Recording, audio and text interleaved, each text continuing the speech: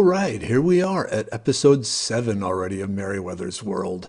Continuing on, talking about landscaping with medicinal plants. Luckily, tonight's sponsor is Vista Brewing. They are up in Driftwood, Texas.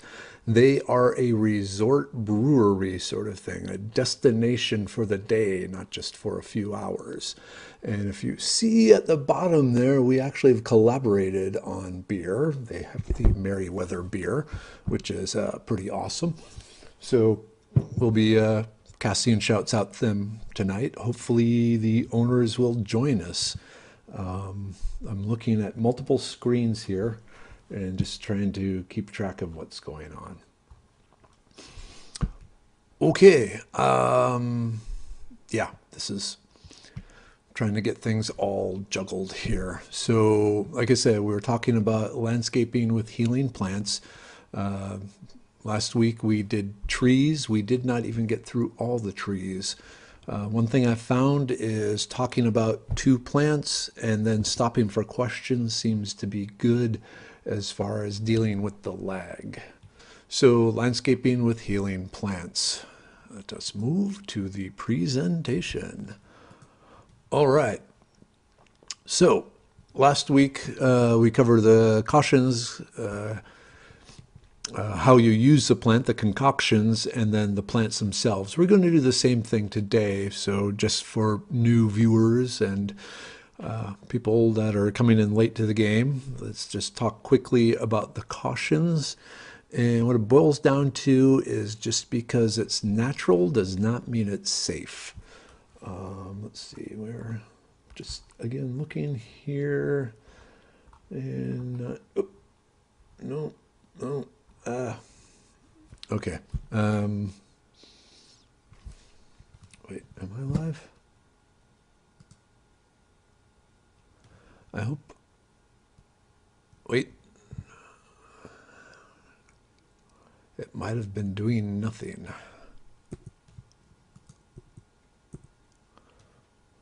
Oh, there I am. Well, there, that is. But where is there is the question.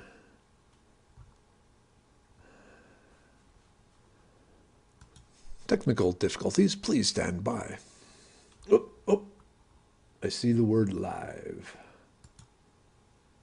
See what happens when I click on the word live. Do I actually go, oh, hey, yep, there it is.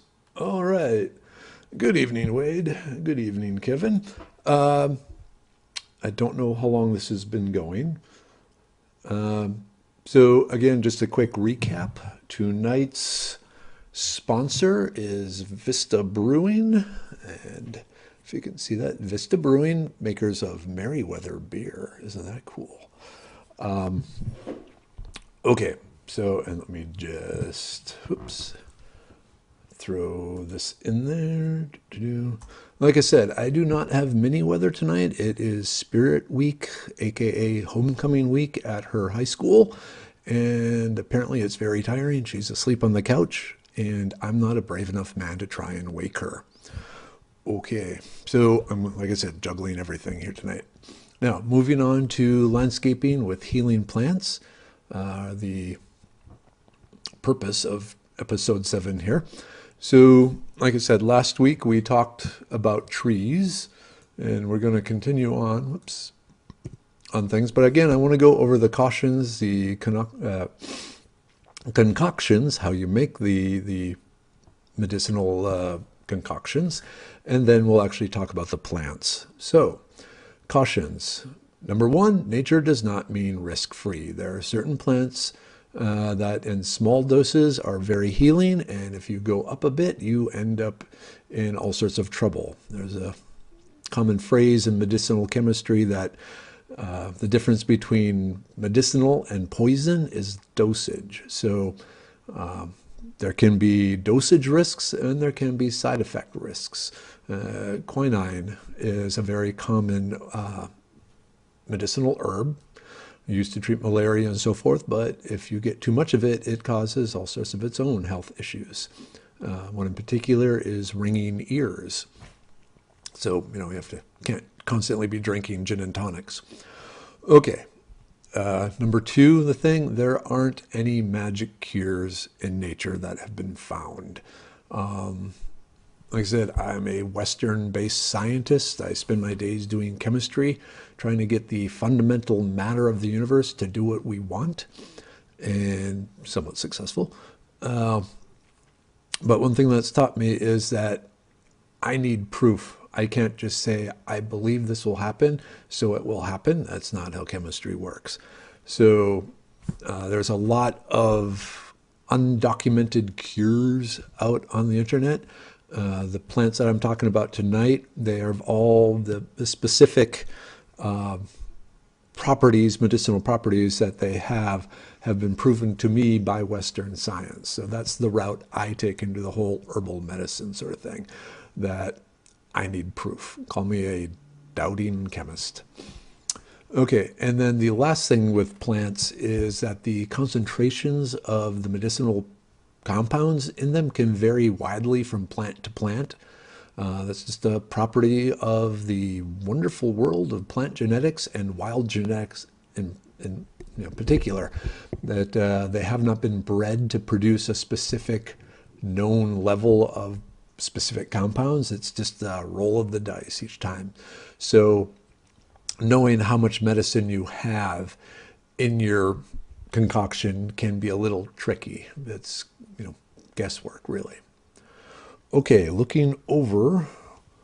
Ooh, Jayberry, yeah, gin and tonics, that's usually my drink of choice. Stephen McFadden has had the Vista Brewing Merriwether beer. At least he's claiming he likes it, so I'm assuming he actually had it. Okay, so medicinal concoctions, again from last week, just quickly cover it. How do you use the plants as medicines? And it boils down to basically bioavailability and getting the medicinal compounds where you need them. The simplest, the first thing there, the poultice, that's where you just mash up the plant and put it against your skin, usually used for surface treatment, skin issues, and shallow muscle tissue issues.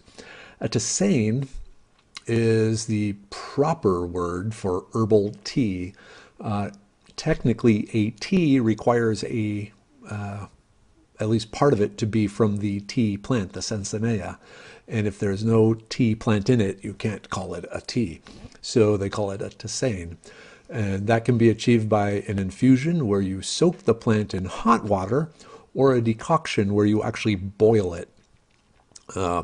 Infusions are made with the softer parts of the plant, the leaves, the flowers, and then the decoctions are done with the harder parts, like the roots and the bark.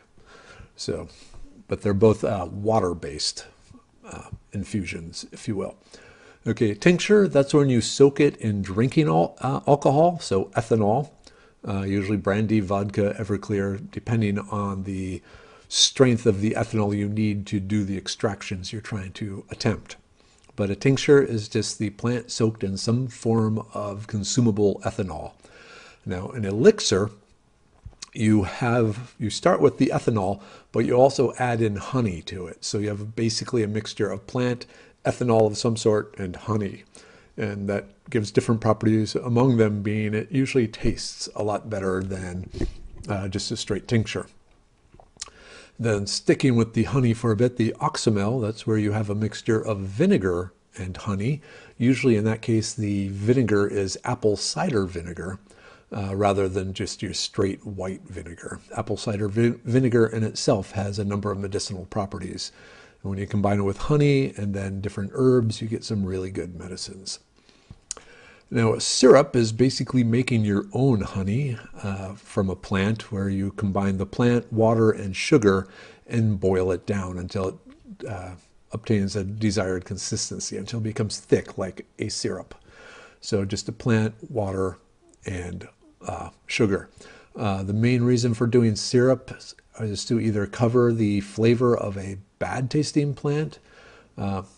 Actually, that's pretty much the main reason for doing a syrup, is just adding sweetness to something that otherwise you could not get down.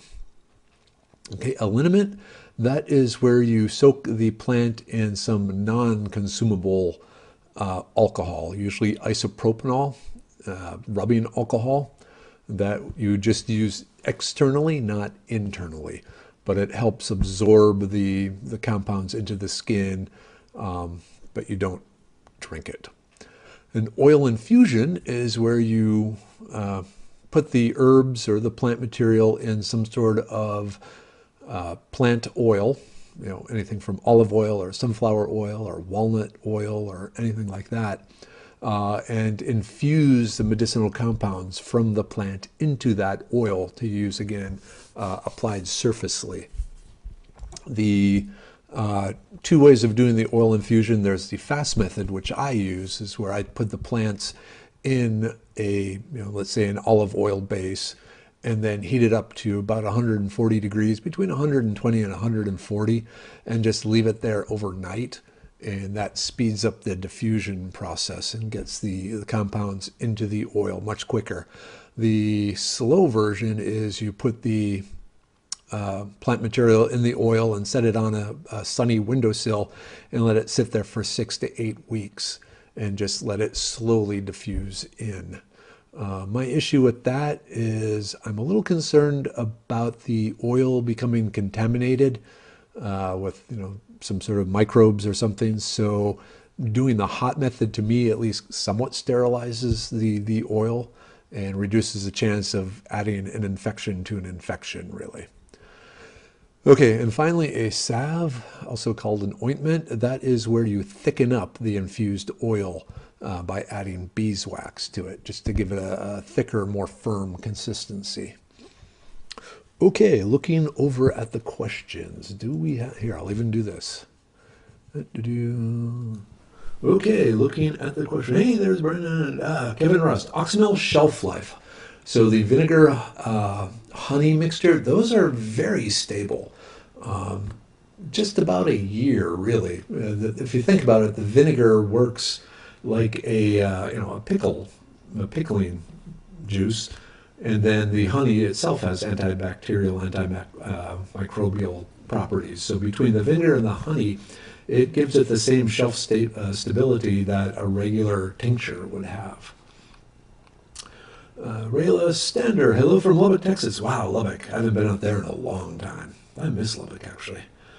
Kara, I've been making it the same for my chickens. She clearly has infected drinking. I'm sorry, you did. Oh, okay. So Carrie's been treating her chicken, which has an infected leg, with atazane. I'm curious to know which particular plants she's using for that. I get a lot of questions about basically herbal medicine for pets and livestock, and it's like I don't have a lot of experience with that, so I kind of bow down on those. Okay, back to the presentation. Moving on. Oh, and like I said, our sponsor tonight is Vista Brewing up in Driftwood, Texas. It's an amazing place. They have, well, one of their goals is a only here, only now sort of approach to the beers and the food on their place. They have a large garden. I work with them with the foraging, and generally everything is, as much as possible, is sourced directly from their property, and the results are absolutely fantastic. If it's not sourced from their property, it is sourced as locally as it can be. When I was up there 2 weekends ago teaching, they had this wonderful oyster mushroom dish from oyster mushrooms just raised there in Austin. Extremely awesome. Okay, so trees, part 2. We left off with the mimosa tree. This is not a native Texas tree. This is a tree that came from Asia and decided, yeah, I like it in Texas. So some people will say it's invasive. It's not quite reached the invasive level as a number of other things like the Chinese tallow or the China berry, the Chinese privet. And some people still use them in landscaping and so forth because it is a very pretty tree, especially in the spring. It's covered with these very unique, fuzzy Dr. Seuss looking flowers. with the pink and white and purplish sort of thing going on. And right now it's all covered with these big long bean pods that are, quite long. That's the term, long. So what do you use this for? Well, this one is interesting because when you're using this one, you want to use a mixture of the leaf, bark, and flower all together. So you can mix them all together and then either make a tisane, so a tea, or a tincture.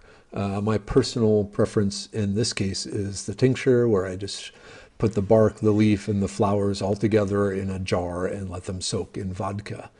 Now, the main claim to fame about the mimosa is that it is anti-anxiety. It has a very calming sort of effect. Like I said, it promotes a feeling of well-being when you mix all three together. If you just use the leaf and the bark, it's mainly a strong sedative. And there's something about if you don't include the flower, so if you just use the leaf and the bark, you have very intense dreams. And the issue is if you're not quite, if you're under a lot of stress, sometimes those dreams are more like nightmares and very intense nightmares. But for some reason, there's properties in the flower that kind of reduce that stress level. You can see I have it listed as an adaptogen. An adaptogen is an herb that actually helps the body deal with stress. If you think about when you're under stress, your body produces a whole bunch of chemicals that are there to protect your body in the short term from the effects of stress. The problem is if you're constantly under stress, not looking at myself, but kind of looking at myself, it helps to, an adaptogen helps clear the body of those stress-related chemicals, and so they can't do as much damage. Now, depending on the adaptogen, it can work in some ways. In some ways, it interferes with the production of the chemicals, and others, it just speeds up the biodegradation of those molecules. But in the end, it helps you adapt to the stressful situation by preventing your body from overloading on those stress-produced chemicals. And like I said, for that feeling of well-being, you need the leaf, the bark, and the flower all combined. Now, the flower just by itself, it has kind of a weak effect. So there's really some sort of synergy that goes on when you use all three parts of the plant together. And then again, this is used internally, like I said, as a tincture or as an herbal tea. My preference, in my case, is the tincture, just because I already have a whole bunch of stuff going on in my herbal tea, and after a while, I don't want to drink that much tea before going to bed, if I went to bed. So that is the mimosa, a very beautiful but non-native tree. In the springtime is when you find the flowers. It has these very complex compound leaves, and it's mainly an anti-anxiety, anti-stress, sleep aid sort of plant. Okay, looking over, and I don't see any questions, so looking back. Next up is a really fascinating plant called parsley hawthorn. Now, I picked parsley hawthorn to talk about the medicinal effects of hawthorns in general, just because the parsley hawthorn is one of the most common hawthorns in my area of Texas, which I consider my area, the Gulf Coast, East Texas, and Central Texas. But across all of Texas, there's more than a dozen different hawthorns, and they all have the same properties. One of the things that comes into problems when trying to identify a hawthorn is the different species can hybridize with each other, and then you get all sorts of weird things going on. But the reason the parsley hawthorn is called the parsley hawthorn is, on average, the leaves look like the old parsley leaves, and I'm just going to date myself as to how old I am. But back when we used to eat in restaurants, the restaurant would put a little sprig of parsley on your plate. It was used as a breath freshener after the meal was done, or just as a garnish to look nice. But if you're familiar with what parsley looks like, that's what the leaves of the parsley hawthorn look like. In the springtime, it has these really beautiful white 5-petaled flowers The flowers smell a little on the odd side, but the young leaves, the flowers, oops, and then the berries all combined have a really unique property again. So in this case, you can just use the leaf alone or the flower alone or the berry alone, or you can mix them all together. And the reason you would mix these together in a tisane or a tincture is because it's the hawthorns are fairly potent beta blockers. If you are familiar with beta blockers, these are the medications often recommended for high blood pressure. One of the things they do is they make the capillaries more flexible. They increase the flexibility of the capillaries. And so the heart doesn't have to pump so hard to get the blood through the capillaries. So increasing the flexibility of the capillaries reduces the amount of effort the heart needs to put out to pump your blood. So that's really cool. But what's really neat about it is, so the beta waves, the things that are being reduced in your brain, they control all the involuntary muscle action in your body, including what's called the fight or flight reflex. Usually this is the point in my class where I say, okay, who here is afraid of public speaking? Raise your hand and say, I'm afraid of public speaking. Because I'm kind of cruel, apparently. Anyway, so the stage fright is a prime example of the fight or flight reflex. Your vision shrinks down to tunnel vision. Your mouth starts to dry up because your whole digestive system shuts down. So your mouth dries up and suddenly it becomes hard to talk. The blood leaves your extremities and pools in your core, in your heart and in your lung area, leaving your hands and legs kind of free of blood. And so you lose fine motor control, your hands start to shake. I already mentioned your digestive system shuts down. And so it leads to this weird butterflies in your stomach sort of thing. So all these are the physical effects of the fight or flight reflex. Well, beta blockers greatly suppress this sort of thing to the point where beta blockers are considered to be performance-enhancing drugs for collegiate and professional athletes. They're not allowed to take things like propranolol or some of the other beta blocking drugs. They are very commonly requested by professional musicians, actors, and actresses even, that even though they, their life is performing, a lot of times before they go on stage, they get this terrible stage fright. Those of you who remember Carol Burnett, who I believe is still alive, if you read her memoirs, funny stuff, no doubt, she had horrible stage fright. I don't know if she used a beta blocker to help with this, but like I said, it's very common, especially for musicians and so forth, to actually go to their doctor and request some sort of beta blocker to help suppress that fight or flight reflex. Just a side note, in most Asian markets and occasionally some regular markets, in the tea section, you can actually find a Hawthorn tea. So you don't even have to go out, wandering around your neighborhood to find the plant. You can just buy it in a store. Now you see, I also have it, it's used to treat post-traumatic stress syndrome. One of the issues with PTSD is that it triggers the fight or flight reflex in the person. They start to feel physically uncomfortable, which causes their brain to panic some. It causes them to go even more into the stage fright sort of thing.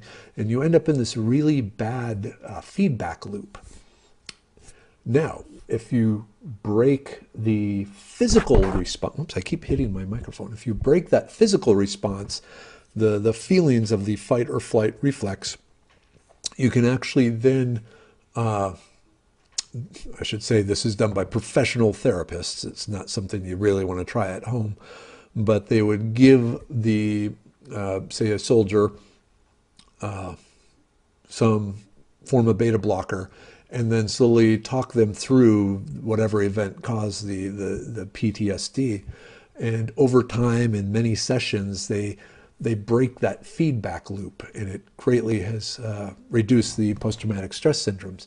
More recently, They found that if, again, using soldiers as an example, because that's usually the easiest case, when they've undergone something that would normally lead to a post-traumatic stress syndrome, say their convoy gets blown up or something like that, they found that if they can get the soldiers just one or two doses of a beta blocker, say like propranolol, within the first 24 to 48 hours, future incidences of the post-traumatic stress disorder are greatly, greatly reduced. So there's work looking at that to help our military members and then other people that have been in, say, a terrorist attack or things like that, where something that's happened to them that could lead to the post-traumatic stress syndrome. There's still a lot of work to be done on this, but it's really fascinating. And again, so you make a tincture or a tisane out of the leaf or the flowers or the berries. Of the three, the leaf and the flower have the highest concentration of the beta blocker materials. The berry has some, but not as much. All right, and turning over and looking, do we have any, and what's going on here? All right, there's me. There's that. Ooh, 32 comments already. All right, Russian market, let's see, Russian markets have Hawthorn tea, good to know. Why can't I see all 32 comments? Oops, news first. Bear with me, I'm missing Merriwether. Brendan, so when the S hits the fan, drink Hawthorn and mimosa. Yeah, and I would add Yopon holly for the caffeine and pine pollen for the dose of testosterone. Okay, so we will continue on. So, man, I'm really tempted to go wake up my daughter, but that's not a good idea. Okay, whoops, did I just hit something there? Okay, next up is the oak. And back when we talked about edible landscaping plants, we talked quite a bit about the acorns. They're not necessarily the medicinal part on this. What's really medicinal is this thing called an oak gall. If you've ever looked at an oak tree and noticed it has these round wooden balls all over it that aren't acorns, it's almost like oaks make fruit. No, they don't make fruit. What this oak gall is there is a number of different solitary wasps that don't make nests, but what they do is they lay their eggs in the bark of an oak tree, and this changes the genetic code of the area and causes the tree to grow a wooden ball around the egg, when then eventually a larva hatches in it and chews its way out. But the main thing is there are chemicals that the wasp injects into the oak tree that change it and forces the tree to grow this round ball. Now the tree hates this. No one really likes their DNA messed with. Well, okay, I've tried a few times, but only to try and get superpowers. Hadn't worked. So the tree, it has this thing growing in it. So what it does is it starts pumping all sorts of compounds into that gall, that round wooden ball, to try and kill the egg and the resulting larva. The end result then is these galls, these oak galls, are very, very medicinal because they're loaded with all sorts of compounds. And in particular, they are very antibacterial and just antimicrobial in general. So bacteria, protozoa, fungi, not viruses, but your general cellular microbes and fungi they work against. Again, you use this as a tisane, so you would take it, being hard, you would crush it up and boil it and drink it after letting it cool. If you were suffering from some sort of, like we called it in Boy Scouts when you drank bad water, you got beaver fever, but different sort of food poisonings where you have the wrong microbes in your gut just going crazy and having a party, the oak gall tea will help with that. Again, you would make a quart at a time and drink several quarts of this during the course of the day, but that will take care or greatly reduce the length of the illness from the gut bacteria, the improper gut bacteria. This can also be used externally to wash out wounds to help rinse away infections or prevent infections from starting. So in that case, again, you would crush up the oak gall, boil it for at least 10 minutes, and figure, however many oak galls you have, put that much more water over it. So like if you have 1 cup of crushed oak galls, use 2 cups of water, boil it for 10-15 minutes, strain out the oak galls, let it cool. Actually, let it cool first with the oak galls in, just to spend more time extracting. Strain them out, and once it's cool enough, drink it, put it on the wound. Now, the other thing the Native Americans would do with this is they would simmer the oak galls, the crushed oak galls, in some sort of animal fat, often the bear fat from what I've read, and basically make a medicated cream, think like a Native American Neosporin. So they could use that, they could store it a bit longer than just carrying the oak galls with them and having to boil the stuff right away. So they would have their little, clamshell or whatever with the medicinal bear fat in it. And the bear fat medicine came from the oak gall. So collect these things usually midsummer into fall. The main thing is you want to look at the oak gall, and you can see in the picture here. Anyway, you can see in the picture that the oak gall looks actually quite clean and fresh, and that's what you're looking for. You don't want any signs of mildew on the oak gall, because that means it's already lost a lot of its medicinal properties. So it should look like a fresh, clean, round piece of wood. Crush it up and boil it or infuse it in oil, and you have yourself a really good antimicrobial product there. Okay, how many, Jacqueline Parker, how many halls per quart? Like I said, I generally go 1 part oak gall, 2 parts water. So I guess that'd be half a quart of oak galls added to 1 quart of water. So you better have a 2 quart pot to boil it down. Tincture worthy. I'm assuming, Kevin, you were asking if the oak gall is tincture worthy. Generally not.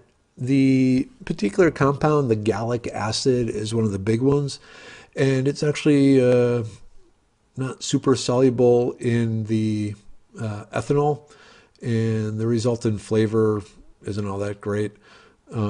Basically, I save the alcohol tinctures for, what do I say, like long-term medicines, whereas the oak galls, once you have them off the tree, if they're clean, especially if you vacuum pack them and just keep them in a cool, dry place where they're not going to lose their medicinal properties, you don't need to store them already tinctured. So it's just a way of saving money. Just throw them in a Ziploc bag and keep them until you're ready. All right, wasp inside. If you open it up and there is the little oak gall wasp larva, eat it. It's protein. It's not poisonous. Okay, and that's again why I don't get invited to potluck dinners anymore unless I'm bringing the drinks, and they have to be in sealed bottles. Okay, Southern Wax Myrtle. This is, again, if you're in my classes, I describe this as the Cajun oregano. This is kind of borderline between a really big shrub and a small tree, but it is native to the Gulf Coast and East Texas area. There's tons of it. I see in the Davy Crockett and the Piney Woods and the Sam Houston National Forest. In landscaping, it's used a lot just either as kind of a decorative tree, or more often it is pruned into a hedge, anywhere from like waist high, just decorative hedge, up to a privacy hedge, maybe 12 feet tall. Where I used to work, the facility Had a number of buildings, and the walkways were lined with the southern wax myrtle hedges. And this time of year, the female versions are covered with these little blue berries that have a wax on them. If you suspect you have a southern wax myrtle, crushing the leaf will tell you right away. It has, like I said, kind of an oregano smell with a Cajun twist. Very, very distinctive, but it is a native plant here in Texas. And what do you use it for? In this case, this is one of the plants that if you're going to use, more often than not, you will end up killing the plant because what you're after is the root bark. So this is one of those that if you want southern wax myrtle, I would specifically plant it with the idea that at some point it will be taken from the ground and killed. That being said, the leaves make a great seasoning. So what I recommend right now at the Houston Garden Centers and probably other nurseries around Texas, they have a lot of their plants 70% off. So go and find the southern wax myrtle. It's very likely they have it. Like I said, it is a very common native landscaping plant here in Texas. But get some specifically for the plan of harvesting the leaves and the root bark in a year or two. I mean, you plant it, say get two, plant it, let it grow for 2 years, dig one up, leave the other in the ground, go get another 70% off, put it in the first hole, and then just start alternating every year. Pull up one of the southern wax myrtles you've planted. But then you collect the root bark, so you hose off the roots really good, and then you, what I do with these is just store the roots, kind of like big carrots, and just leave them. And then if I have some skin issues, I'll take my knife and shave the bark and use that. I'll heat it up in some hot water, to kind of soften it and put it on, wherever. Occasionally, like if I've been out in the woods and got bit up by mosquitoes, I find it's kind of soothing for that. Okay, so the bark crushed up on the skin as a poultice works for skin issues. Now, if you make it a tisane or a tincture, that helps with different internal inflammations. So especially, again, if you are having some issues just with the upset stomach, nausea, I don't want to recommend it for ulcers. Like if you have a hole in your gut, go see a doctor.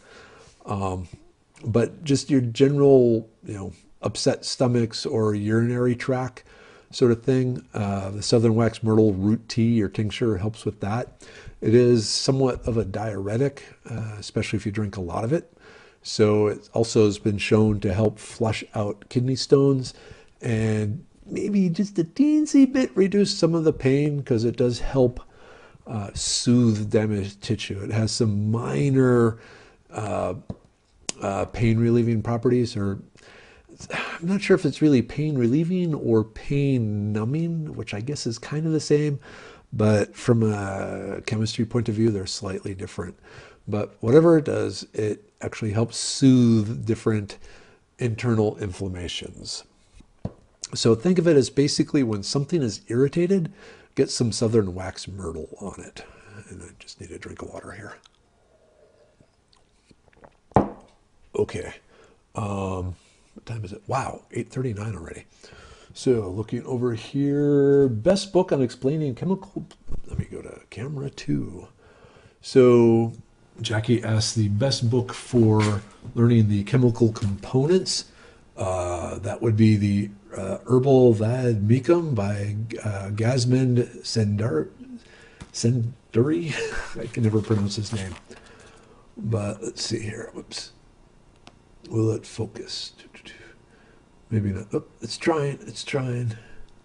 But anyway, it lists the actual chemical components of the different plants that are listed in here.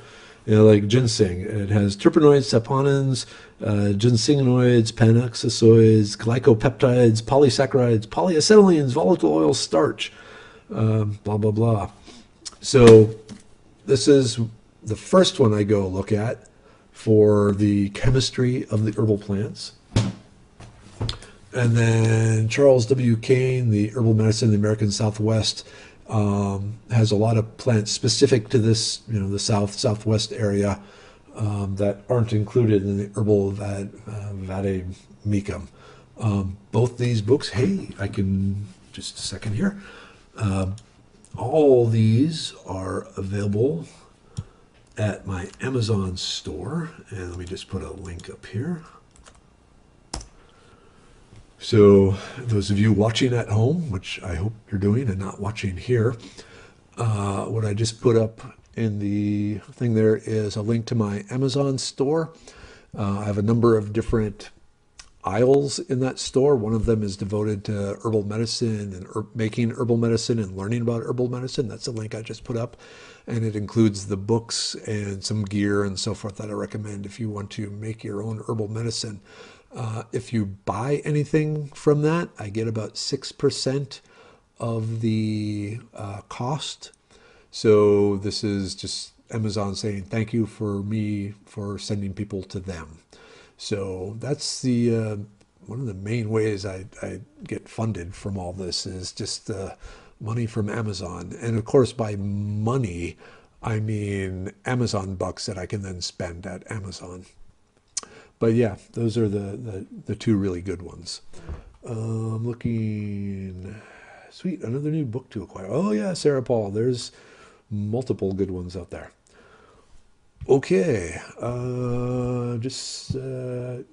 does it explain how each constituent affects the body? Yes, both those books, both the Charles Kane and the Sendakari, both they talk about the chemistry and then how the chemistry affects the human body. I'm peeking through here.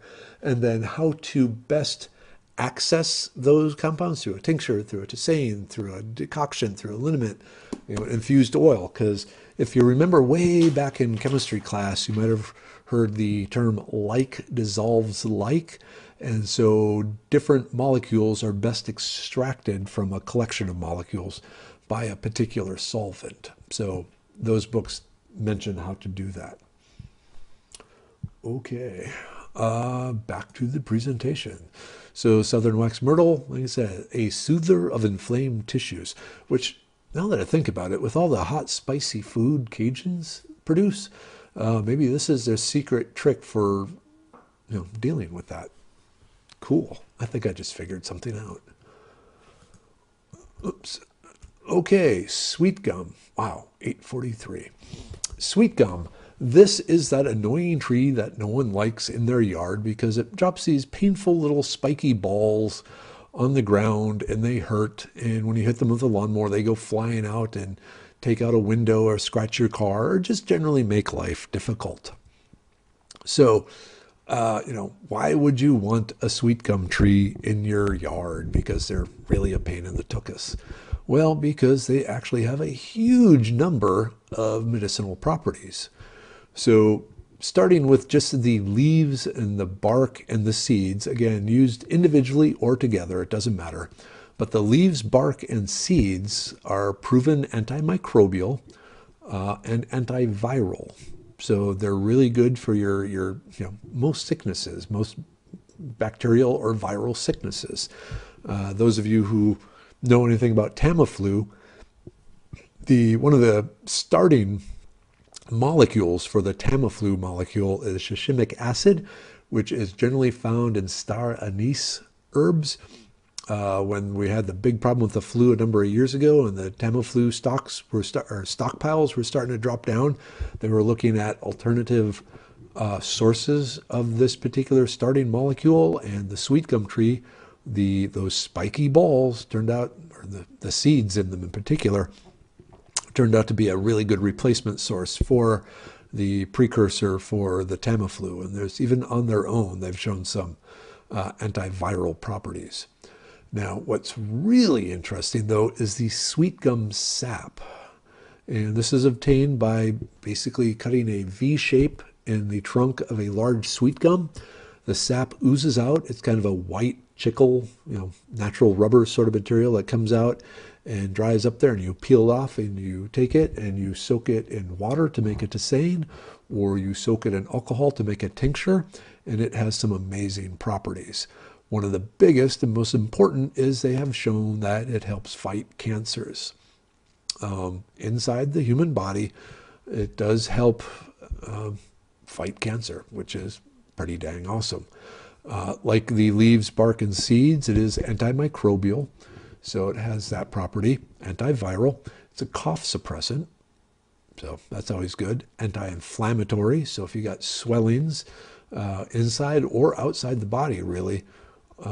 If it's outside the body, go with the tisane of the sap, because you don't want to rub alcohol on an already inflamed skin part. But internally, you can get by with doing it with the tincture. The antihypertensive, so it actually helps lower blood pressure. It shows that there have been studies that show that it helps control seizures. Anticonvulsant, even some of the minor forms of epilepsy. The sweet gum sap has anti-seizure, anti-convulsant sort of properties. Has a great effect on the liver to help repair damaged liver and just generally strengthen the functioning of the liver. And it's like not quite a fountain of youth for a liver, but it's certainly a quick sip of water of youth for the liver. Used externally or internally, it speeds the healing of wounds. So in that case, again, as a wash or even a poultice, but a poultice of sap is kind of difficult. Usually for speeding up the healing of wounds, some sort of gauze would be soaked in a tisane, a water infusion of the sweet gum sap, and applied to the wound. Again, think kind of a neosporin-ish sort of thing there, where it's preventing infection, killing infections, and actually speeding up the healing of the wound. Last but not least, it's an immune system inflammation suppressant.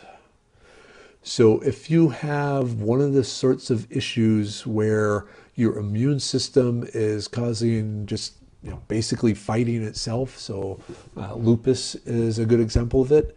They've shown that the sap of the sweet gum can actually help suppress the inflammation caused by an out-of-control immune system attacking itself. So really an amazing tree that most people hate. I know all my neighbors, they always grumble about it, and I say, don't cut it down. This is why. Because when the zombies come, we're going to want this tree. So yeah, the sweet gum, very, very multiple properties here. And looking over, whoops, I don't know why I'm going to camera 2. It just amuses me. Hi. Apparently Kathleen's liver needs some sweet gum. Okay. Kevin Russ, do you need to remove the seeds from the balls when you're using the sweet gum?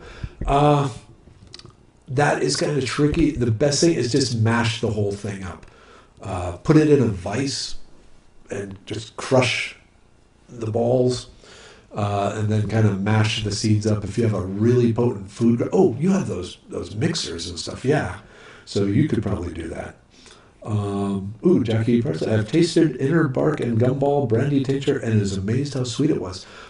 Yeah, sweet gum. I mean, it's sweet. Actually, up until the mid-30s, the sweet gum sap was used in some chewing gums. It's just, they replaced it with, trying to figure out, okay, they've replaced the sweet gum with different, synthetic chickles and other sort of rubberizers, if you will.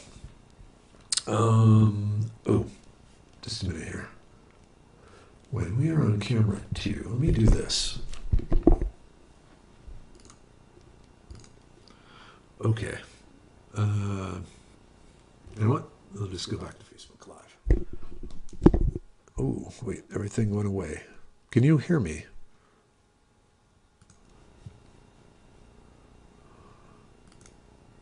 Oops, unhide all. Okay, whoops.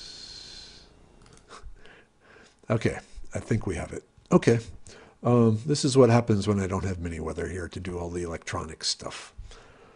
Okay, Freebird, reback. Let me do one thing here.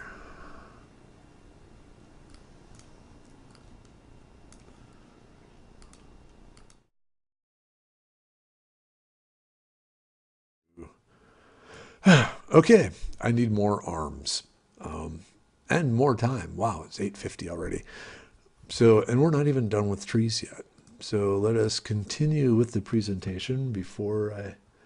Yes, yes, yes. Okay, I'm assuming you're answering yes to a question that I asked, but I've already forgot which the question was. Was it, is this better or is this worse? Does it have... Okay. Kevin Russ is asking, does the sweet gum sap interfere with lupus medicine and liver medicine? And that would be a topic that needs more research. The two books I mentioned do show issues with assorted plants if there is a known issue. I do not recall seeing anything with the sweet gum, but I personally cannot give you 100% guarantee that the sweet gum medicine would not interfere with other medicines. There's a number of good websites. The researchgate.net is a great place for doing research on just about any scientific topic. Researchgate.net. But actually, I'm not sure. All right. Okay. Thank you, Brendan. The sound is fixed. Okay. So moving on. Willow tree. Again, one of my personal favorites, just because they're so dang pretty and so dang useful. So what do you do from a willow? Well, with the willow bark, you make a tisane. And this tisane, this herbal tea, has a chemical called salicin in it. And what's really cool about salicin is when you consume it and it hits your stomach acid, it turns into salicylic acid. And salicylic acid is the primary component of aspirin, or at least traditionally. The acetylsalicylic acid is what you're buying in, regular aspirin tablet, and that's just the salicylic acid with the carboxylic acid converted to an ester so that it is less acidic in your stomach. Blah blah blah. Chemistry, chemistry, chemistry. As my boss at work says, you've gone into boss talk, big blackboard of science stuff. Don't give me boss talk, give me boss talk. And then she gets a confused look on her face. Anyway, okay, so willow bark. The tea from the willow bark, or a tisane to be, proper. It's anti-inflammatory, pain reliever, and fever reducer. It's all the properties of aspirin because it is aspirin. When it hits your stomach, it turns into the molecule that we like to think of as aspirin, lacking the ester having an acid. Blah, blah, big blackboard of science stuff. It's aspirin.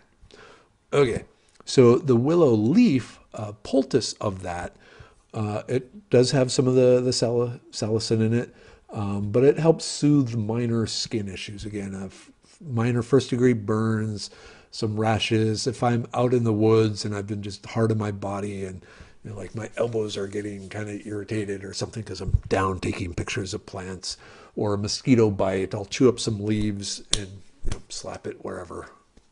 Hey, Macarena. Anyway, so the willow leaf poultice, it's just a minor skin soother. Especially for inflammations. I have no idea how to do the Macarena, by the way. So the willow, again, it can be used internally or externally.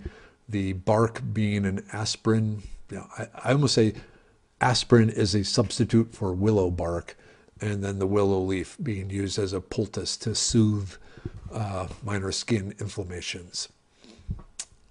Okay. At that point, hey, let's hear from our sponsors again. So Vista Brewing, as I've talked about, this is an amazing place. I go up there and teach as much as possible, which isn't nearly enough. But they have lovely grounds for just hanging out and wandering. They have a stage where they have live music. They have assorted, meeting hall, places to drink with lots of people, which, it doesn't really get much better than that. And then they have a whole bunch of different craft beers brewed right there on the properties by a world award-winning brewer. Makes some really, really neat concoctions. They have one currently now. The Merriwether is just about gone. I think there might be one barrel left. But they have a new one that they worked on in conjunction with the Lady Bird Johnson wildflower farm, and has a number of wildflower infused type stuff going on. It absolutely fantastic. Great food, great people, great fun, great scenery, dog friendly. Just a good place to hang out for a long, long afternoon. One of the things they're working on, some little guest houses, micro house type things. And when those are there, I'm going to be up there a lot more. Okay, you know what? Let's go back to me. So consider we only have 4 minutes left with tonight's episode of Merriwether's World. It took us 2 episodes to get through trees, so I guess next week will be the bushes, and we'll see how far we can get. Oh, actually, no. Next week, being Halloween, we get a lot of trick-or-treaters, and I would be running back and forth between here and the door. And so I decided I will not have an episode of Merriwether's World next week. Sorry. And so I've been thinking about this whole thing. We're on episode 7, an hour long. That's a long time. I see a lot of people on average don't watch the entire hour all at once. A number of people mentioned how they go, they'll watch some and then go do something else, and a day later they'll come back and watch more. So that's good. But I'm trying to figure out, do I want to continue doing this an hour long, which is a lot of time, and it also requires a lot of prep from me. Usually my Mondays and Tuesdays are spent setting up these presentations. So I've been wondering about either doing it 1 hour long every other week, or just 30 minutes long every week. So let me know what you think in the comments, and let's vote on this. With my vote counting, more than everyone else's, but still, consider this a republic, not a democracy. But I am interested to know, and it's an hour, that's a long commitment for people in this day and age when there's, all sorts of really bad television that people seem to want to watch. Okay, so looking to see, are there any other questions? I see at least one person saying 30 minutes. I see Tina Marie saying yes, but again, I'm not sure what she's saying yes to. So if you could clarify, Tina, that would be awesome. And of course, there's multiple saying an hour isn't long enough. We'll see. So YouTube and monetize it. Yeah, so the YouTube thing. I've been looking at that, and it hasn't been working out well. So the way to monetize YouTube videos is to have hundreds of little 4-minute videos, because you only get paid if the person watches the entire video. And with an hour-long video, that's not going to happen. One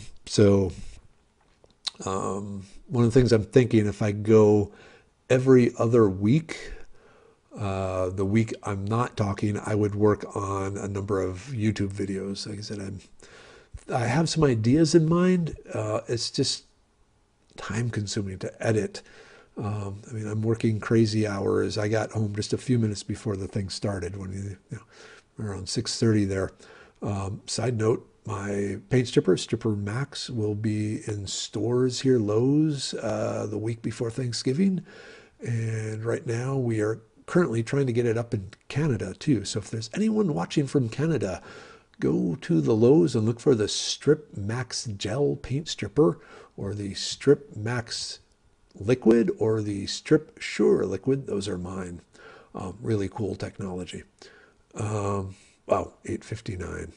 So again, words of wisdom, just be excellent to each other. Right now, more than ever, we need that. And here's a way to be excellent to each other.